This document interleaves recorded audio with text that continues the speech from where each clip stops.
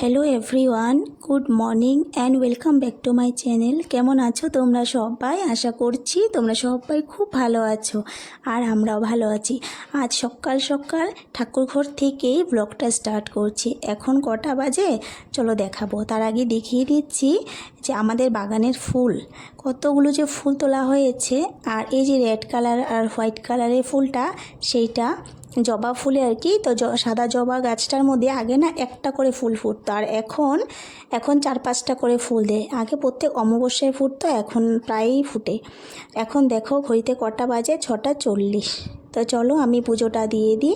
আর আমি এক হাতে ক্যামেরা ধরেছি, মানে মোবাইল ধরেছি, আর এইদিকে ঠাকুরের জন্য ফুল রেডি করছি।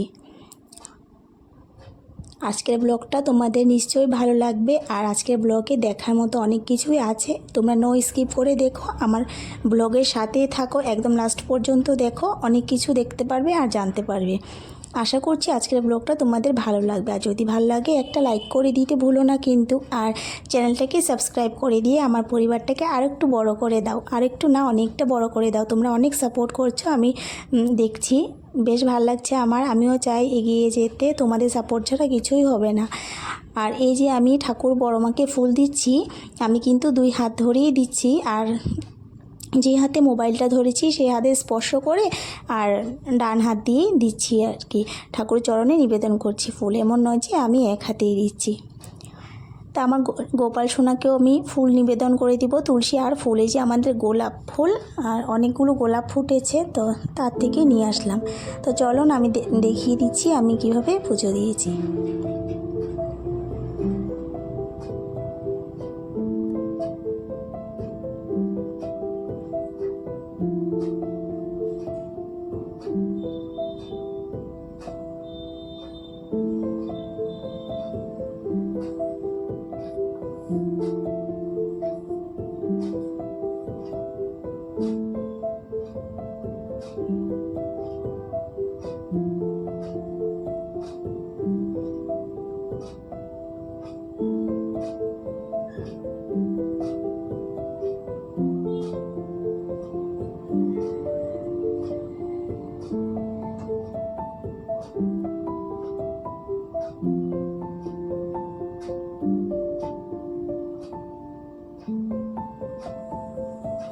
এখন স্কুল থেকে আমি এসে গেছি, এসে রেডি হয়ে নিয়েছি, আমরা যাব মন্দিরে। তো আগে আমি জানতাম না যে মন্দিরে যাব। আমি যখন পুজো দিয়ে বের হয়েছি তখন আমার বড় যা আর কি দিদিভাই আমাকে ডেকে বলছে মন্দিরে যাবে। যে মন্দিরে আমরা যাচ্ছি সেটা খুব জাগ্রত একটা মন্দির।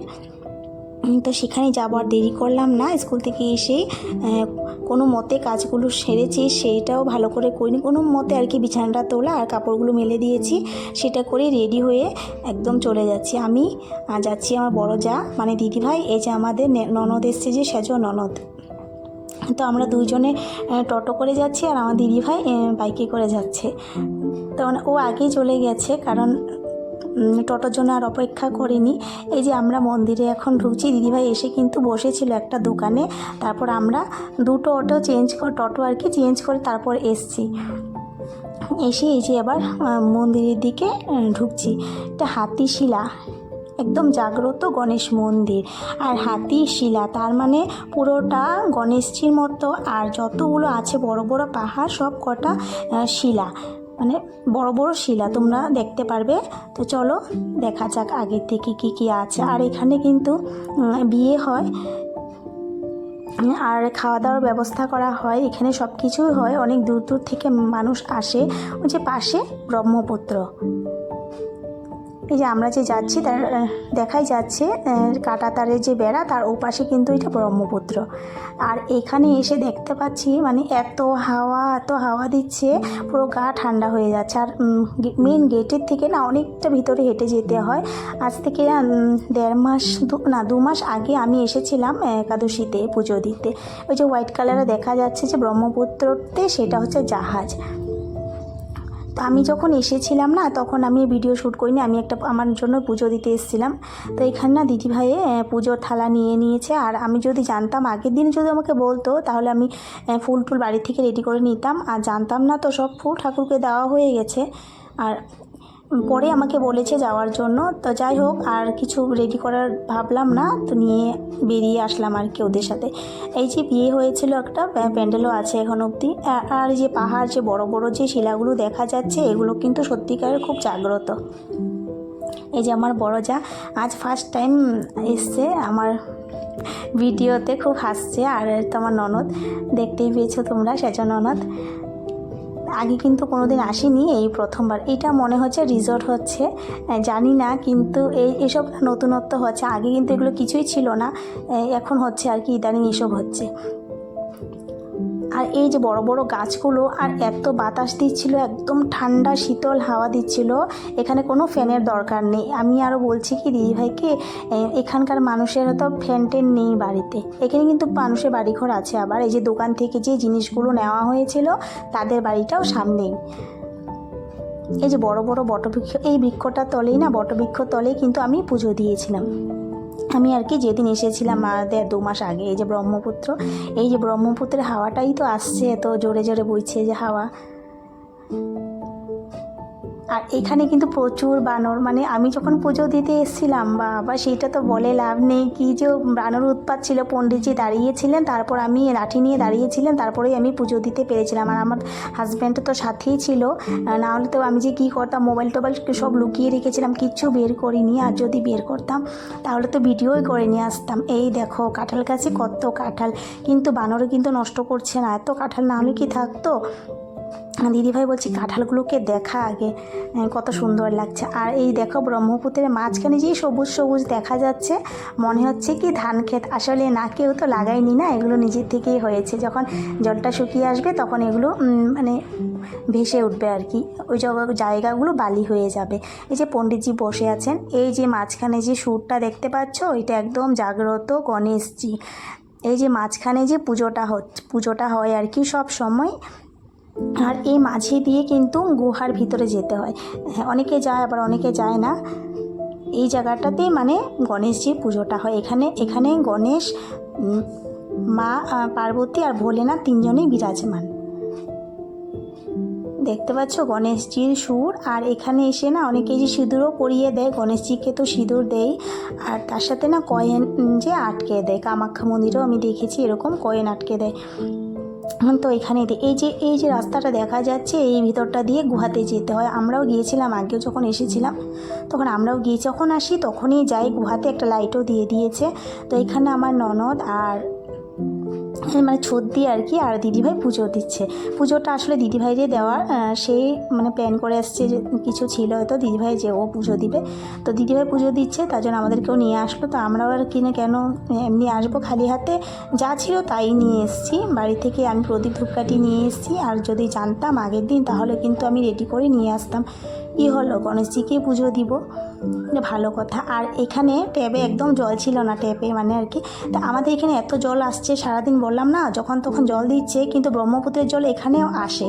কিন্তু আজ বলে কদিন থেকে এখানে জল নেই। তো পণ্ডিতজিকে দিদিভাই আমাকে পাঠিয়েছিল জল আনার জন্য, ভোলেনাথকে দিবে জল অভিষেক করবে। তো জল যখন ছিল না, পণ্ডিতজি 1 ঘটি জল আমাকে এনে দিয়েছে। এই যে গুহাটার মধ্য দিয়ে এবার যাব আমরা। এই দেখো লাইট জ্বলছে আবার, মানে অন্ধকার তো, ভিতর দিকটা পুরো অন্ধকার, যে এই জন্য লাইট দিয়ে দেয়। তো এবার না আমি পুজো দিয়ে দিচ্ছি। আর এত বাতাস আসছিল, বললাম না এখানে কোনো ফ্যানের দরকার নেই, এমনি এমনি ঘুম পেয়ে যাবে, এত বাতাস দিচ্ছে। আর তখন ছদিকে বললাম তুমি একটু আড়াল করে থাকো, না হলে কিন্তু আমি প্রদীপগুলো ধরাতে পারছি না। তো ছদি এভাবে আড়াল করে আছে, আর আমি তখনই প্রদীপগুলো ধরিয়ে দিচ্ছি। না হলে কিন্তু সত্যি পারতাম না, অনেকক্ষণ ধরে চেষ্টা চালিয়ে গিয়েছিলাম কিন্তু পারিনি। কি অদ্ভুত না, যে এই শিলাটার যে এত সুন্দর করে মানে ডিজাইন করা, এটা হয়তো গণেশজি নিজেই করেছেন। আর এখানে অনেক বড় বড় শিলা, তোমাদেরকে তো দেখিয়েছি, আরও আছে দেখার জন্য। কত বড় বড় শিলা, এগুলো কিন্তু সব জাগ্রত, অনেক পুরনো মন্দির। এখানে আবার কিন্তু বিয়ে হয়, অনেকের বিয়ে হয়েছিল। আমরা কিন্তু এসেছিলাম এখানকার বিয়েতে, মানে ওর তো বাড়িতে দেয় না কেউ, ওইখানে মন্দিরে এসে দিয়ে দেয় আর কি বিয়ে।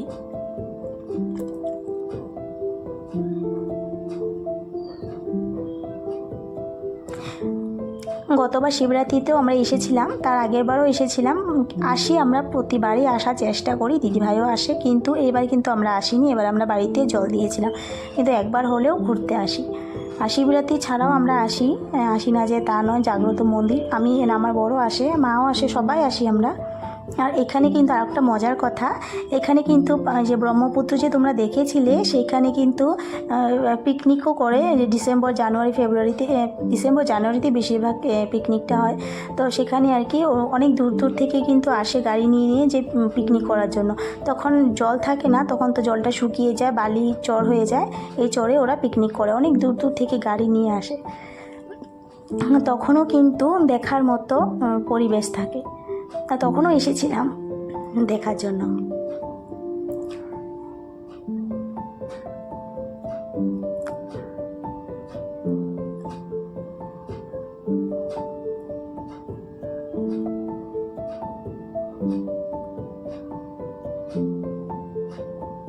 তো চলো এবার আমরা গুহার মধ্যে দিয়ে যাই, কিন্তু তোমাদেরকে দেখাবো। এবার যাচ্ছি যতদূর, তোমার ক্যামেরা ভিডিও করে নিয়ে যাচ্ছি,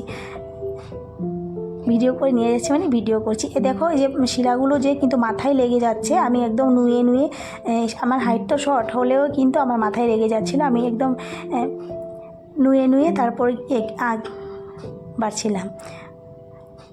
এই ভিতরটা একদম অন্ধকার, আরও অন্ধকার আছে। আর ওদিকটা তো মানে ঢুকতেই তো লাইট দেওয়া ছিল, কিন্তু আগে আরও অন্ধকার।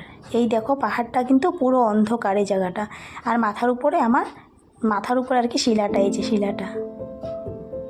তো চলো একটু বেরিয়ে গেলে কিন্তু ভোলেনাথ বিরাজমান এখানে।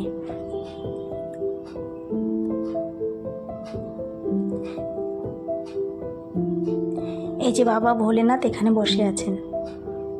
এখানে আবার মা কালীও আছেন, কিন্তু আমি কোনো দিন মা কালী আছেন যে আমি কিন্তু জানতাম না, আর আমি যাইও নি। এই প্রথমবার গিয়েছি, ও দিদিভাই বলেছে ও তো আগে এসেছিলো, পুজো দিয়ে গেছে, কিন্তু আমি যে অনেকবার এসেছিলাম কিন্তু আমি কোনো দিন যাইনি। এখানে বেলপাতা ফুল সব সময় রাখা থাকে, আমি তো এসেছিলাম আগের থেকে জানি। আর মানে কেউ যদি খালি হাতে কিছু না নিয়েও আসে, কিন্তু এখানে সব মানে দিতে পারবে, জল ফুল বেলপাতা এসব দিতে পারবে। এই যে দেখো আমার মাথার উপরে শিলা, কিন্তু আমার থেকে তো মানে আমার তো হাইট শর্ট, আর যদি এরকম লম্বা মানুষ হয় তাহলে কিন্তু একদম মাথা নুয়ে রাখতে লাগবে, পুরো মাথায় লেগে যাচ্ছে শিলা। আর এখানে সব সময় পণ্ডিতজি থাকেন মন্ত্রপাঠ করার জন্য, কেউ যদি পুজো দিতে হয় তৎক্ষণাৎ করে যেতে পারবেন, কোনো অসুবিধা নেই।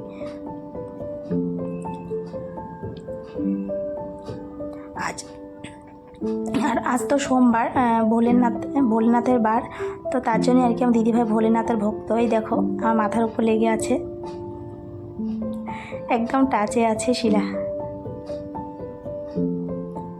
হ্যাঁ, আমি যখনই আসি কিন্তু এরকম আমি দাঁড়িয়ে থাকি। এই প্রথমবার আর কি, তো ব্লগ করছি যখন আর কি তোমাদের সাথে শেয়ার করলাম। তো আমি ছদ্দিকে বলছি, ছদ্দি তুমি একটু ভিডিও করে দাও না, আমি ভোলেনাথকে জল নিয়ে অভিষেক করব। কি ভিডিও করেছে কি জানি না, পরে দেখলাম যে কিছুই ভিডিও করেনি। আসলে মনে হয় আর কি রেকর্ডটা করতে পারিনি। যাই হোক, আমরা সেখান থেকে বেরিয়ে এসেছি। এবার যাব হচ্ছে উপরে কালী মন্দিরে, যেখানে মা কালী বিরাজমান। চলো এটা কিন্তু আরও উপর দিকে উঠতে হয়, আর সেখানে তো মানে মা কালীর স্থানটাতে তো আরও বেশি ঠান্ডা। এখানে তো আরও উপর দিক, তো নদীর হাওয়াটা আরও, ব্রহ্মপুত্রের হাওয়াটা আরও বেশি মানে জোরে জোরে আসছে আর কি। প্রচুর ঠান্ডা ছিল, ওখানে তো ছিলই, তার থেকে বেশি মায়ের স্থানে ঠান্ডা। চলো কতটা সিঁড়ি পার হয়ে এসেছি আমরা, দেখো। আর নিচের দিকটা অনেকটা নিচে, আর আমরা এসেছি কিন্তু অনেক উপরে।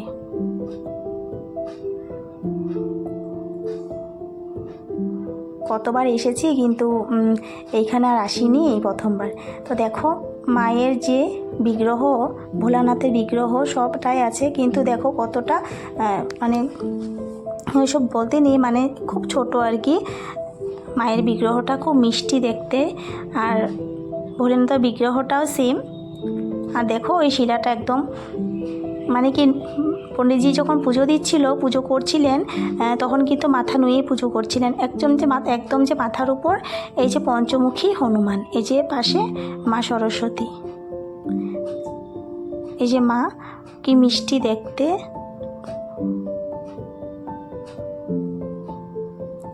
এটা পুরো শিলা।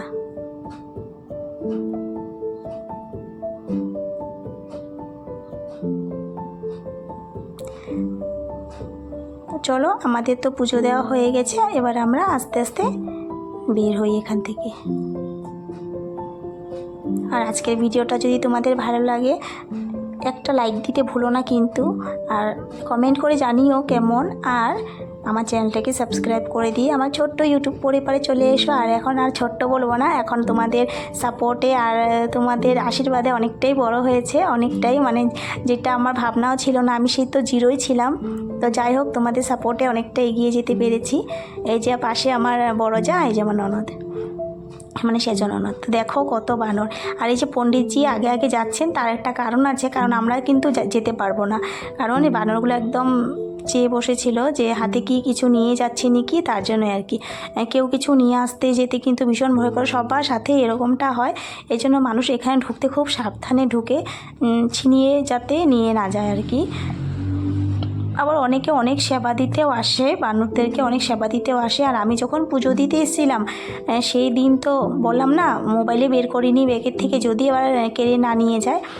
আর আমি পণ্ডিতজি দাঁড়িয়েছিল, আমি পুজো দিয়েছিলাম, পুজো দিতেও পারলাম না, সেইখানেই প্রসাদ নিয়ে চলে গেল। তারপর দেখো চা খাচ্ছি এই দোকানটাতে, দিদিভাই বলো চলো চা খেয়ে আসি। আর তো চার কথা বলেছি, তো মানা করতে পারলাম না, মাথাও ধরেছিল। সকালবেলা এক কাপ চাই খেয়ে চলে এসেছি। তারপরে এই যে আমরা চাটা খেয়ে রাস্তায় এসে দাঁড়িয়েছি আর কি। তো সঙ্গে সঙ্গে আমরা গাড়িও পেয়ে গেলাম, এবার যাওয়া যাক বাড়ির দিকে। আর কতক্ষণ ঘুরবো, বেশ ভালো লেগেছে আজকে মন্দিরে এসে। আর যদি আগের থেকে জানা থাকতো আর কি, তাহলে আয়োজনটা আমি নিয়েও আসতাম, তৎক্ষণাৎ আমি কিছু করতে পারিনি।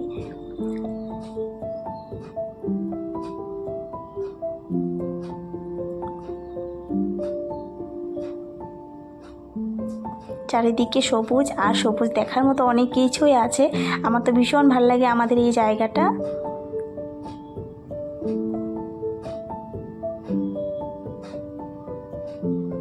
খুব শান্তির একটা পরিবেশ, সত্যিই ভীষণ ভালো লাগে। আজকের ব্লগটা এখানেই, দেখা হবে আরেকদিন নতুন একটা ব্লগের সাথে। টাটা।